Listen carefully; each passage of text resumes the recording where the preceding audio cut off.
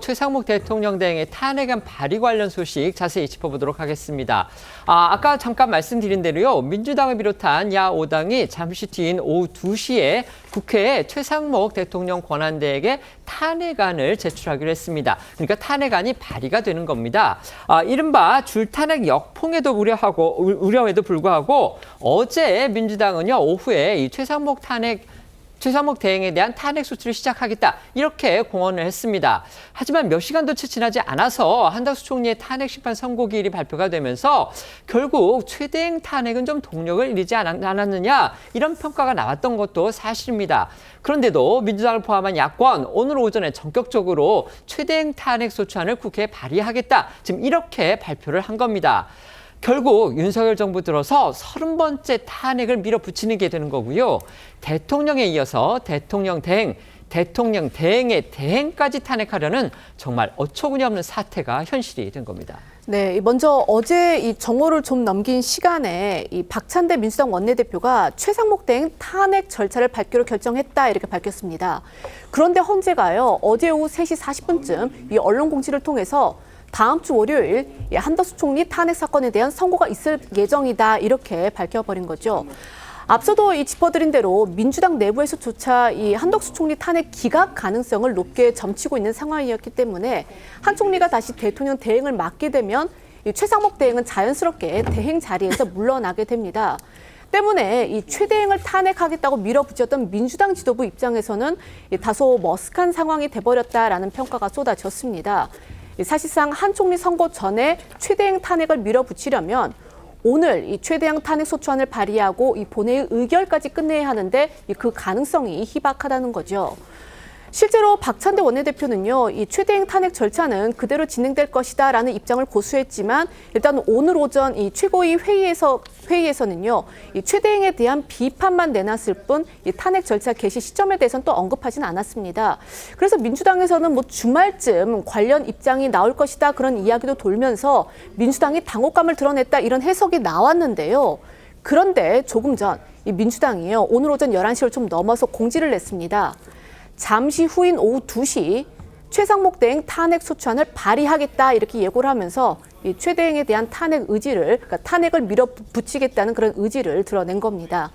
먼저 오늘 오전 나온 민주당에서 나온 목소리 들어보시겠습니다. 최상목 부총리는 헌정유린에 대해 합당한 책임을 져야 합니다. 헌법 수호의 책무를 저버린 자는 공직자로서 자격이 없습니다.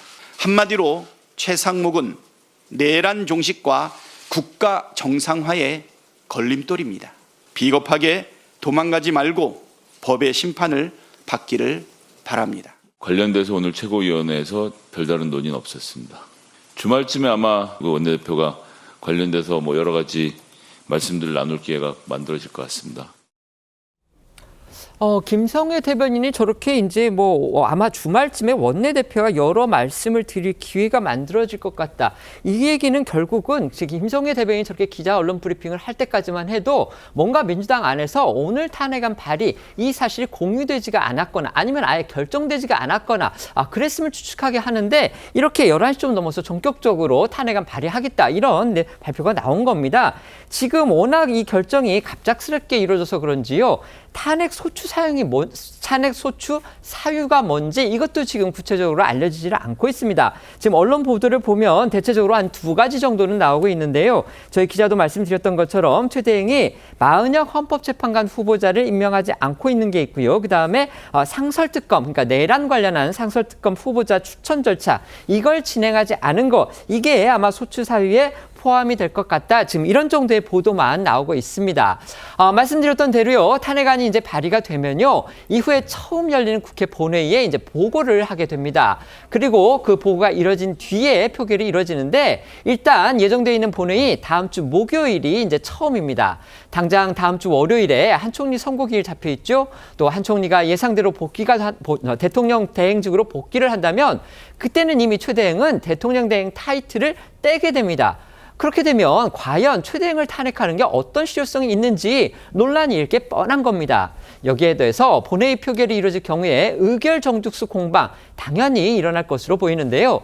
국민의힘에서는 민주당이 헛발질을 하고 있다 이런 비판이 쏟아졌습니다. 네, 국민의힘은 한덕수 총리가 대통령 대행 자리에 복귀하면 최상목 대행 탄핵은 아무 의미가 없는 거 아니냐 이런 취지의 주장을 내놨습니다. 국민의힘 목소리부터 들어보겠습니다.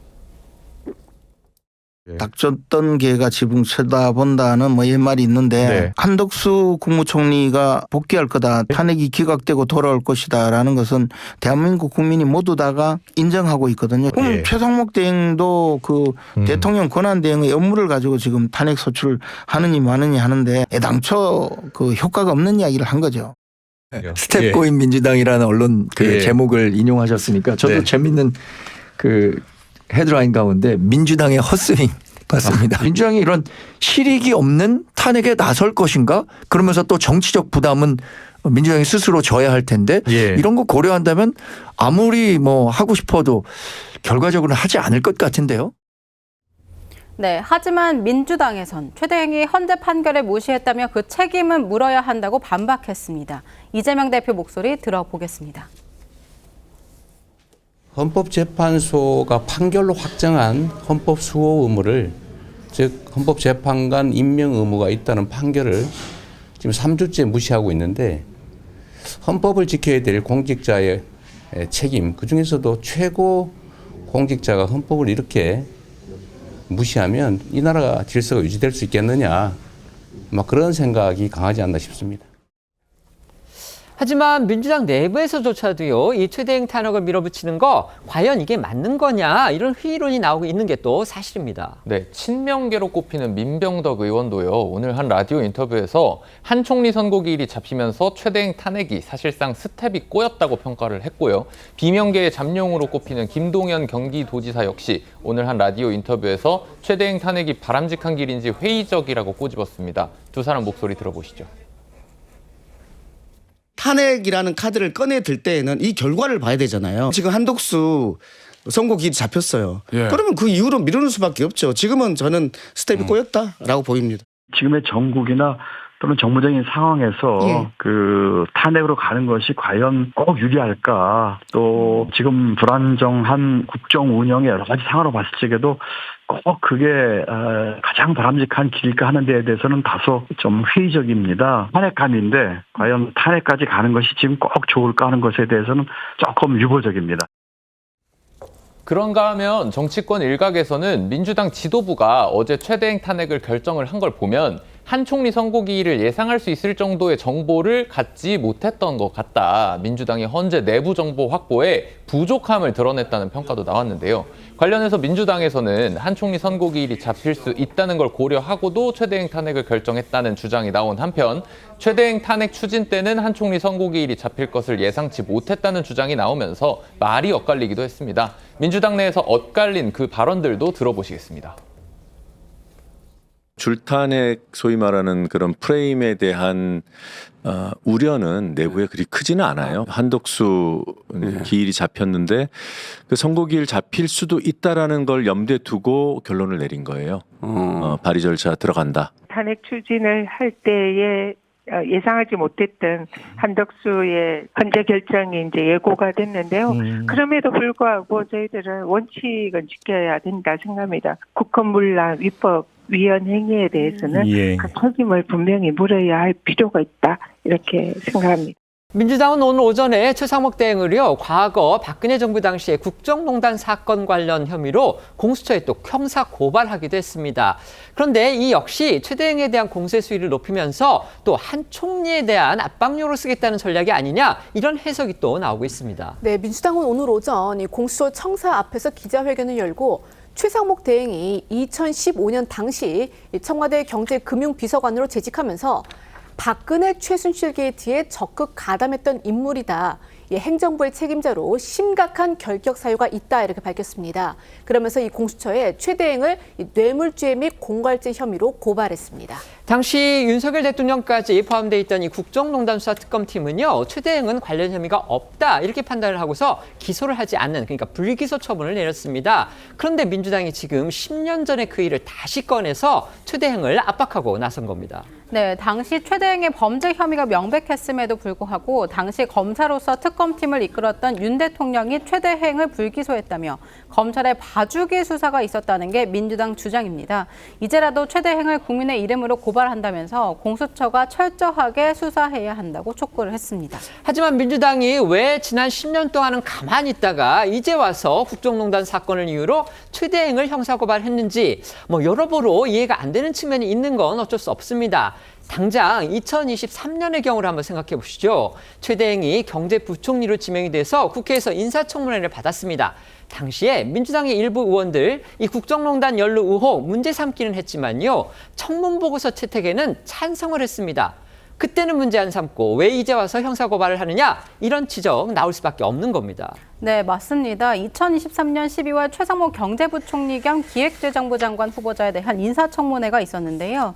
당시 민주당 일부 의원들은 최 후보자가 국정농단 사건의 관계자라며 의혹을 제기했습니다. 하지만 이후에 청문 보고서 채택 때는 정의당 장혜영 의원만 빼고 의원만 반대를 했었고요. 또 민주당 일부 의원들이 반대 입장을 밝히기도 했지만 그 이후 역시 국정농단 의혹 관련은 아니었습니다.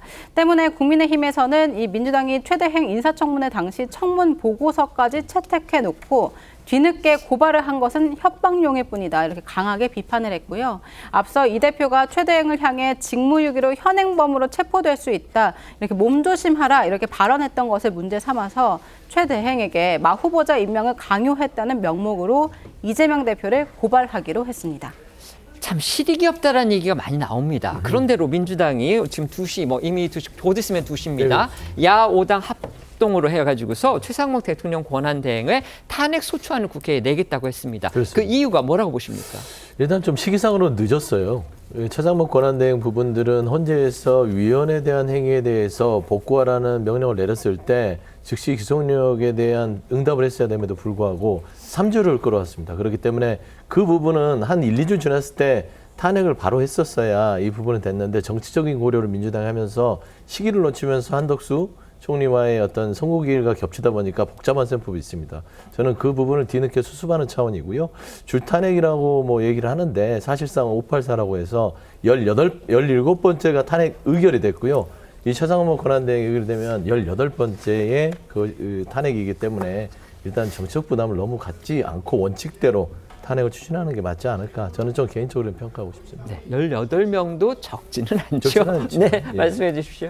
일단 만약 후보자를 임명하지 않으면 이렇게 된다는 걸 한덕수 총리에게 다시 이제 경고하는 의미도 있고 그것보다는 저는 고육책이라고 봅니다. 왜 그러냐면은 박찬대 원내대표가 날짜까지 정해서 그 마흔역 후보를 자리 임명하지 않으면 탄핵하겠다고 했고 이재명 대표는 어떻게 보면 급박하는 말까지 했잖아요. 범죄자라고까지 했죠. 그렇죠. 네. 범죄자라고 하고 몸조심하라 이렇게까지 했는데 그렇게 한 상황에서 그러니까 임명을 하지 않으면 그렇게 하겠다는 이야기였어요. 네네. 그렇게까지 한 상황에서 한덕수 총리에 대해서 선고가 정해졌다고 해서 그것을 철회를 하게 되면은 한덕수 총리의 기한을 그러니까 기각을 기정사실화 해버리는 게 되잖아요. 알겠습니다. 그래서 그런 그것도 있고 본인들이 어떻게 보면 앞으로 이재명 대표의 선거 그리고 윤석열 대통령 현재 선거를 앞두고 지지층을 결집을 하기 위해서라도 필요한 조치라고 판단을 한 것 같습니다. 알겠습니다.